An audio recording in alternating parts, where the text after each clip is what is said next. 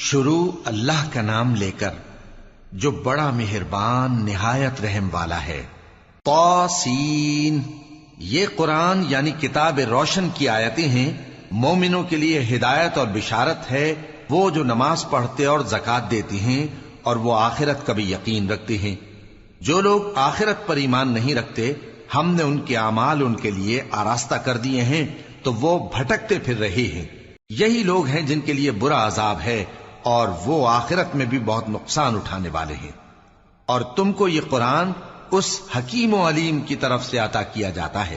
جب موسیٰ نے اپنے گھر والوں سے کہا کہ میں نے آگ دیکھی ہے، میں وہاں سے رستے کا پتہ لاتا ہوں یا کوئی شعلہ یعنی ایک انگارہ تمہارے پاس لاتا ہوں تاکہ تم آگ تاپو۔ جب موسیٰ اس کے پاس آئے تو ندا آئی کہ وہ جو آگ میں تجلی دکھاتا ہے بابرکت ہے، اور وہ جو آگ کے ارد گرد ہے، اور اللہ جو تمام عالم کا پروردگار ہے پاک ہے۔ اے موسیٰ، میں اللہ ہوں، عزت والا، حکمت والا، اور اپنی لاٹھی ڈال دو۔ سو جب اسے دیکھا تو اس طرح حرکت کر رہی تھی گویا سانپ ہے، تو پیٹ پھیر کر بھاگے اور پیچھے مڑ کر نہ دیکھا۔ فرمایا، اے موسیٰ، ڈرو مت، میرے پاس پیغمبر ڈرا نہیں کرتے۔ ہاں، جس نے ظلم کیا پھر برائی کے بعد اسے نیکی سے بدل دیا تو میں بخشنے والا مہربان ہوں۔ اور اپنا ہاتھ اپنے گریبان میں ڈالو، بے عیب سفید و روشن نکلے گا۔ ان 2 معجزوں کے ساتھ جو 9 معجزوں میں داخل ہیں فرعون اور اس کی قوم کے پاس جاؤ کہ وہ بدکردار لوگ ہیں۔ پھر جب ان کے پاس ہماری روشن نشانیاں پہنچیں تو کہنے لگے یہ کھلا جادو ہے، اور بے انصافی اور غرور سے ان کو ماننے سے انکار کیا، جبکہ ان کے دل ان کو مان چکے تھے۔ سو دیکھ لو کہ فساد کرنے والوں کا انجام کیسا ہوا۔ اور ہم نے داؤد اور سلیمان کو علم بخشا، اور انہوں نے کہا کہ اللہ کا شکر ہے جس نے ہمیں اپنے بہت سے مومن بندوں پر فضیلت دی۔ اور سلیمان داؤد کے قائم مقام ہوئے اور کہنے لگے کہ لوگوں، ہمیں اللہ کی طرف سے پرندوں کی بولی سکھائی گئی ہے اور ہر چیز عنایت فرمائی گئی ہے، بے شک یہ اس کا خاص فضل ہے۔ اور سلیمان کے لیے جنوں اور انسانوں اور پرندوں کے لشکر جمع کیے گئے اور پھر ان کی جماعتیں بنائی گئیں، یہاں تک کہ جب چیونٹیوں کے میدان میں پہنچے تو ایک چیونٹی نے کہا کہ چیونٹیوں، اپنے اپنے بلوں میں داخل ہو جاؤ، ایسا نہ ہو کہ سلیمان اور اس کے لشکر تم کو کچل ڈالیں اور ان کو خبر بھی نہ ہو۔ تو وہ اس کی بات سے ہنس پڑے اور کہنے لگے کہ اے پروردگار، مجھے توفیق عنایت کر کہ جو احسان تو نے مجھ پر اور میرے ماں باپ پر کیے ہیں ان کا شکر کروں اور ایسے نیک کام کروں کہ تو ان سے خوش ہو جائے، اور مجھے اپنی رحمت سے اپنے نیک بندوں میں داخل فرما۔ اور جب انہوں نے پرندوں کا جائزہ لیا تو کہنے لگے کیا سبب ہے مجھے ہدہد نظر نہیں آتا؟ کیا کہیں غائب ہو گیا ہے؟ میں اسے سخت سزا دوں گا یا ذبح کر ڈالوں گا یا میرے سامنے اپنی بے قصوری کی واضح دلیل پیش کرے۔ ابھی تھوڑی دیر ہوئی تھی کہ ہدہد آ موجود ہوا اور کہنے لگا کہ مجھے ایک ایسی چیز معلوم ہوئی ہے جس کی آپ کو خبر نہیں، اور میں آپ کے پاس ملک سبا سے ایک یقینی خبر لے کر آیا ہوں۔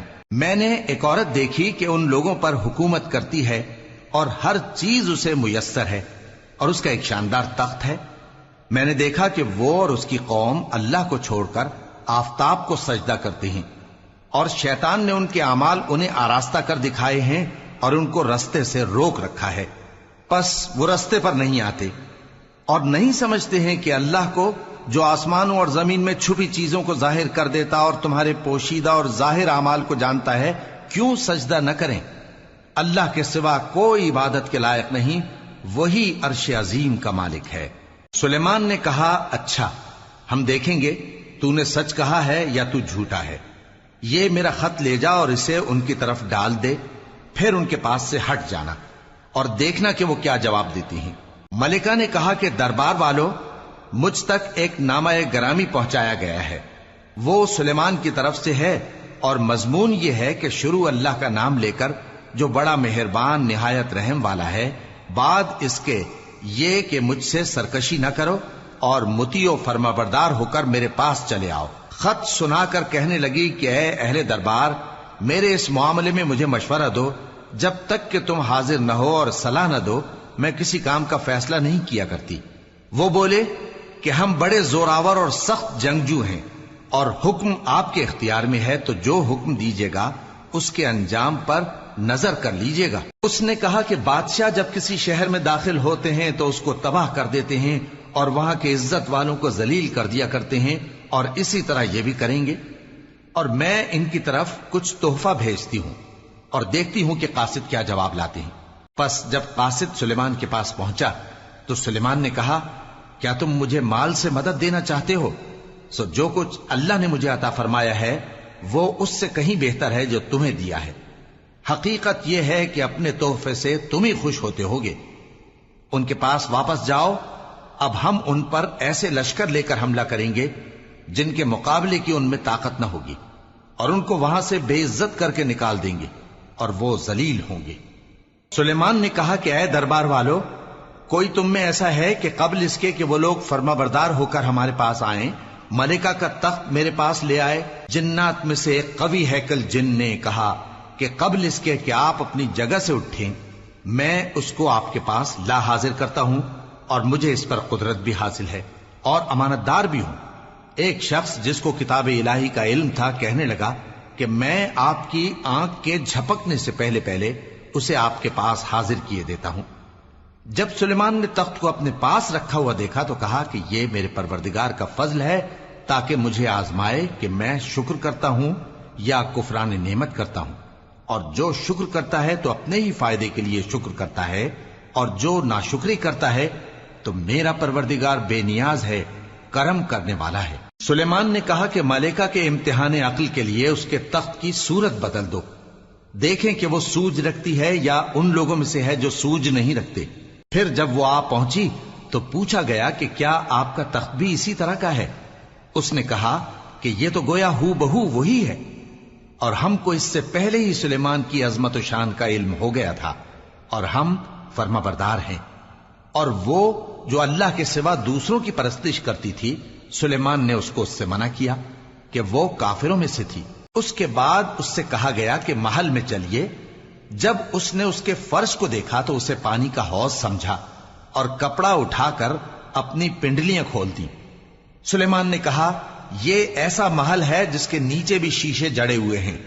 وہ بول اٹھی کہ پروردگار، میں اپنے آپ پر ظلم کرتی رہی تھی، اور اب میں سلیمان کے ساتھ اللہ رب العالمین پر ایمان لاتی ہوں۔ اور ہم نے سمود کی طرف ان کے بھائی صالح کو بھیجا کہ اللہ کی عبادت کرو، تو وہ دو فریق ہو کر آپس میں جھگڑنے لگے۔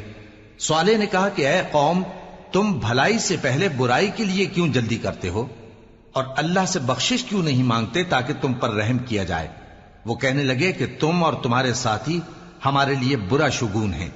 صالح نے کہا کہ تمہاری بدشگونی اللہ کے پاس ہے، بلکہ تم ایسے لوگ ہو جن کی آزمائش کی جاتی ہے۔ اور شہر میں 9 شخص تھے جو ملک میں فساد کیا کرتے تھے اور اصلاح سے کام نہیں لیتے تھے۔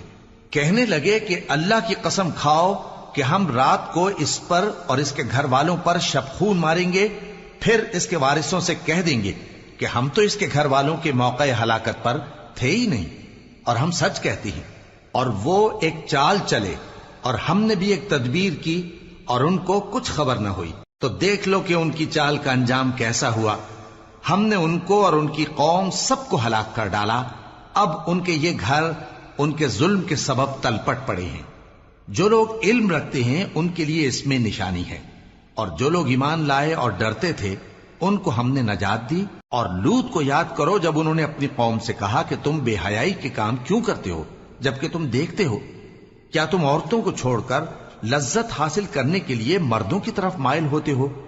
حقیقت یہ ہے کہ تم احمق لوگ ہو۔ تو ان کی قوم کے لوگ بولے تو یہ بولے، اور اس کے سوا ان کا کچھ جواب نہ تھا کہ لوط کے گھر والوں کو اپنے شہر سے نکال دو، یہ لوگ پاک بننا چاہتے ہیں۔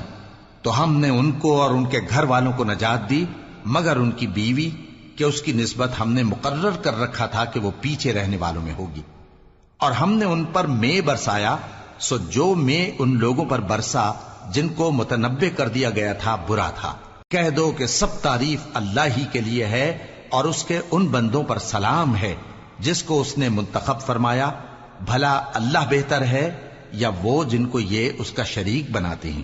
بھلا کس نے آسمانوں اور زمین کو پیدا کیا، اور کس نے تمہارے لیے آسمان سے پانی برسایا؟ پھر ہم نے اس سے سرسبز باغ اگائے تمہارا کام تو نہ تھا کہ تم ان کے درختوں کو اگاتے، تو کیا اللہ کے ساتھ کوئی اور بھی معبود ہے؟ ہرگز نہیں، بلکہ یہ لوگ رستے سے الگ ہو رہے ہیں۔ بھلا کس نے زمین کو قرارگاہ بنایا اور اس کے بیچ نہریں بنائیں اور اس کے لیے پہاڑ بنائے، اور کس نے 2 دریاؤں کے بیچ اوٹ بنائی؟ یہ سب کچھ اللہ نے بنایا، تو کیا اللہ کے ساتھ کوئی اور معبود بھی ہے؟ ہرگز نہیں، بلکہ ان میں اکثر علم نہیں رکھتے۔ بھلا کون بے قرار کی التجا قبول کرتا ہے جب وہ اس سے دعا کرتا ہے، اور کون اس کی تکلیف کو دور کرتا ہے، اور کون تم کو زمین میں اگلوں کا جانشین بناتا ہے؟ یہ سب کچھ اللہ کرتا ہے، تو کیا اللہ کے ساتھ کوئی اور معبود بھی ہے؟ ہرگز نہیں، مگر تم بہت کم غور کرتے ہو۔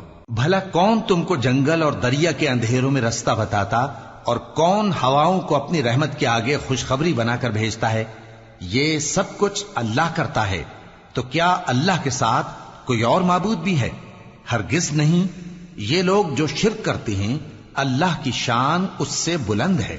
بھلا کون خلقت کو پہلی بار پیدا کرتا پھر اس کو دوبارہ پیدا کرے گا؟ اور کون تم کو آسمان اور زمین سے رزق دیتا ہے؟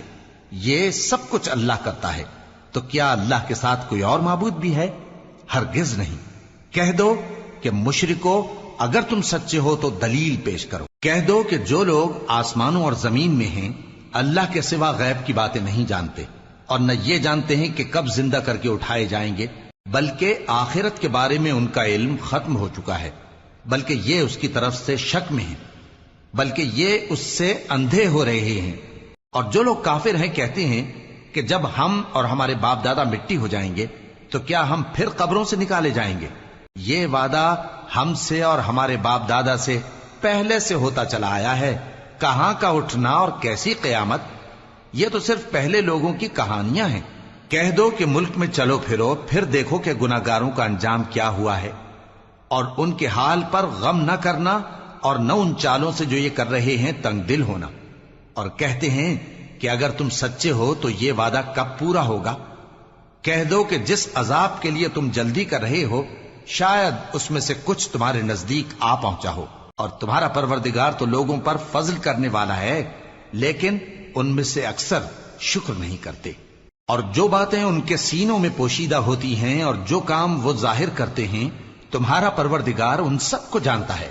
اور آسمانوں اور زمین میں کوئی پوشیدہ چیز نہیں ہے مگر یہ کہ وہ ایک کتاب روشن میں لکھی ہوئی ہے۔ بے شک یہ قرآن بنی اسرائیل کے سامنے اکثر باتیں جن میں وہ اختلاف کرتے ہیں بیان کر دیتا ہے، اور بے شک یہ مومنوں کے لیے ہدایت اور رحمت ہے۔ تمہارا پروردگار قیامت کے روز ان میں اپنے حکم سے فیصلہ کر دے گا، اور وہ غالب ہے، علم والا ہے۔ تو اللہ پر بھروسہ رکھو، تم تو صاف حق پر ہو۔ کچھ شک نہیں کہ تم مردوں کو بات نہیں سنا سکتے، اور نہ بہروں کو جبکہ وہ پیٹ پھیر لیں آواز سنا سکتے ہو، اور نہ اندھوں کو گمراہی سے نکال کر رستہ دکھا سکتے ہو۔ تم تو انہی کو سنا سکتے ہو جو ہماری آیتوں پر ایمان لاتے ہیں، پھر وہ فرما بردار ہو جاتے ہیں۔ اور جب ان کے بارے میں عذاب کا وعدہ پورا ہوگا تو ہم ان کے لیے زمین میں سے ایک جانور نکالیں گے جو ان سے باتیں کرے گا۔ یہ ہم اس لیے کریں گے کہ لوگ ہماری آیتوں پر ایمان نہیں لاتے تھے۔ اور جس روز ہم ہر امت میں سے ایک بڑے گروہ کو جمع کریں گے جو ہماری آیتوں کی تکذیب کرتے تھے، پھر ان کی جماعت بندی کی جائے گی، یہاں تک کہ جب سب آ جائیں گے تو اللہ فرمائے گا کہ کیا تم نے میری آیتوں کو جھٹلا دیا تھا، حالانکہ تم نے اپنے علم سے ان کا احاطہ تو کیا ہی نہ تھا؟ بھلا تم کیا کرتے رہتے تھے؟ اور ان کے ظلم کے سبب ان کے حق میں وعدہ عذاب پورا ہو کر رہے گا تو وہ بول بھی نہ سکیں گے۔ کیا انہوں نے نہیں دیکھا کہ ہم نے رات کو اس لیے بنایا ہے کہ اس میں آرام کریں، اور دن کو روشن بنایا ہے کہ اس میں کام کریں؟ بے شک اس میں مومن لوگوں کے لیے نشانیاں ہیں۔ اور جس روز سور پھونکا جائے گا تو جو لوگ آسمانوں میں اور جو زمین میں ہیں سب گھبرا اٹھیں گے مگر وہ جسے اللہ چاہے، اور سب اس کے پاس عاجز ہو کر چلے آئیں گے۔ اور تم پہاڑوں کو دیکھتے ہو تو خیال کرتے ہو کہ مضبوط جمے ہوئے ہیں، مگر وہ اس روز اس طرح اڑتے پھریں گے جیسے بادل۔ یہ اللہ کی کاریگری ہے جس نے ہر چیز کو مضبوط بنایا، بے شک وہ تمہارے سب افعال سے باخبر ہے۔ جو شخص نیکی لے کر آئے گا تو اس کے لیے اس سے بہتر بدلہ تیار ہے، اور ایسے لوگ اس روز گھبراہٹ سے بے خوف ہوں گے، اور جو برائی لے کر آئے گا تو ایسے لوگ औंधे मुंह दोजख में डाल दिए जाएंगे। तुमको तो उन्हीं अमाल का बदला मिलेगा जो तुम करते रहे हो। कह दो, मुझको यही इरशाद हुआ है कि इस शहर मक्का के मालिक की इबादत करूं जिसने इसको मुहतरम बनाया है और हर चीज उसी की है, और मुझे यह भी हुक्म हुआ है कि मैं फर्माबरदार रहूं और यह भी कि कुरान पढ़ा करूं। अब जो शख्स राह रास्त इख्तियार करता है तो अपने ही फायदे के लिए इख्तियार करता है, और जो गुमराह रहता है तो कह दो कि मैं तो सिर्फ खबरदार करने वाला हूं। और कहो कि अल्लाह का शुक्र है, वो तुमको अनकरीब अपनी निशानियां दिखाएगा तो तुम उनको पहचान लोगे, और जो काम तुम करते हो तुम्हारा परवरदिगार उनसे बेखबर नहीं है।